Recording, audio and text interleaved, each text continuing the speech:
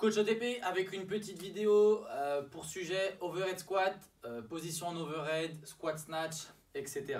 Pourquoi est-ce que autant de personnes ont du mal à transférer leur power snatch à leur squat snatch? En théorie, on devrait toujours avoir plus lourd en squat snatch qu'en power snatch, étant donné qu'on a besoin de développer moins de force pour passer en squat snatch qu'en power, étant donné qu'en power, la barre doit monter plus haut. Donc normalement, chez tout le monde, on a un potentiel, en tout cas, plus important en squat snatch qu'en power snatch, mais ce potentiel peut ne pas être accessible si jamais la technique n'est pas bonne. Pourquoi est-ce qu'on voit une telle cassure, un tel problème de transfert entre le power et le squat snatch? Tout simplement parce que votre position de réception en power n'est pas la bonne. C'est Jay Schroeder qui parle souvent dans les mouvements. Ce qui va être important, c'est l'entrée dans le mouvement, le tout début du mouvement et la fin du mouvement. Et que ce qui se passe entre les deux, c'est un petit peu de la minutie et c'est pas là-dessus qu'il faut se concentrer. Le power snatch, beaucoup de personnes vont réceptionner les répétitions d'une manière déséquilibrée. D'une manière tant déséquilibrée que ça ne va pas leur permettre d'effectuer un squat complet. Les règles pour être capable de faire un squat complet ne vont pas être respectées, d'où la difficulté sur le squat snatch, le snatch avec la réception en squat complet. Un squat, qu'est-ce que c'est? Quelles articulations sont sollicitées lors d'un squat? Que ce soit back squat, front squat, tous les squats que vous voulez, les mêmes articulations vont être responsables du mouvement et vont vous permettre d'être équilibré. L'articulation au niveau des hanches, l'articulation au niveau des genoux et au niveau des chevilles. On veut trouver un équilibre entre flexion de genoux, flexion de hanche.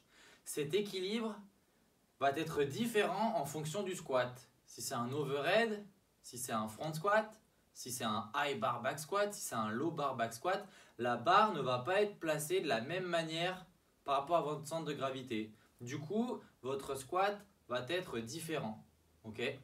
Si jamais vous avez une barre en front squat, ça va vous demander d'être très vertical, d'avoir plus de flexion de genoux et de flexion de cheville, et il y aura une plus petite importance au niveau du pivot de hanche. En overhead squat, la barre, pour moi, elle doit être bien au-dessus de vos trapèzes. C'est important d'être engagé. Si vous vous filmez de côté, on doit apercevoir vos oreilles.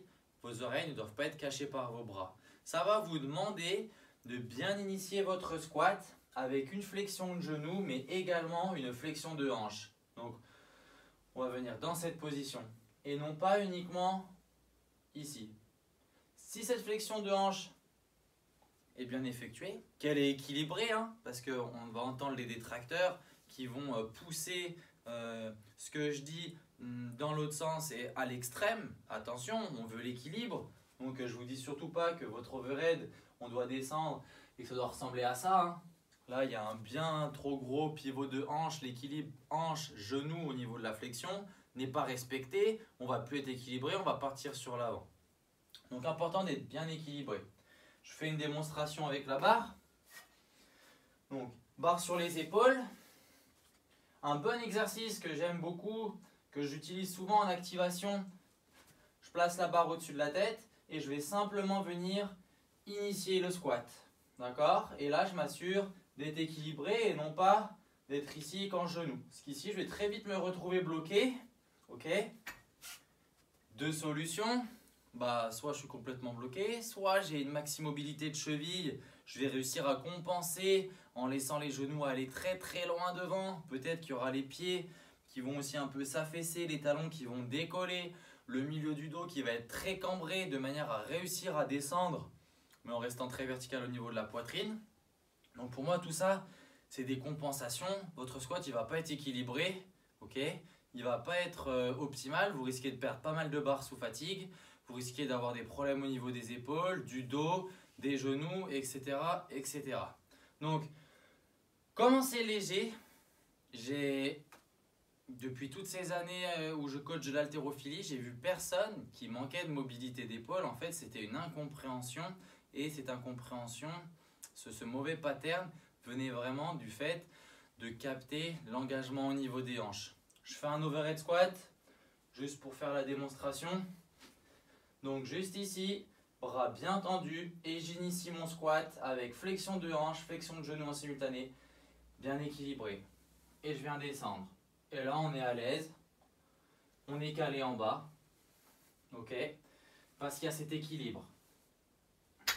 Pour moi, l'overhead squat, si on regarde le point de projection de la barre, par rapport à votre dos, ça va ressembler au point de projection de la barre d'un low bar back squat.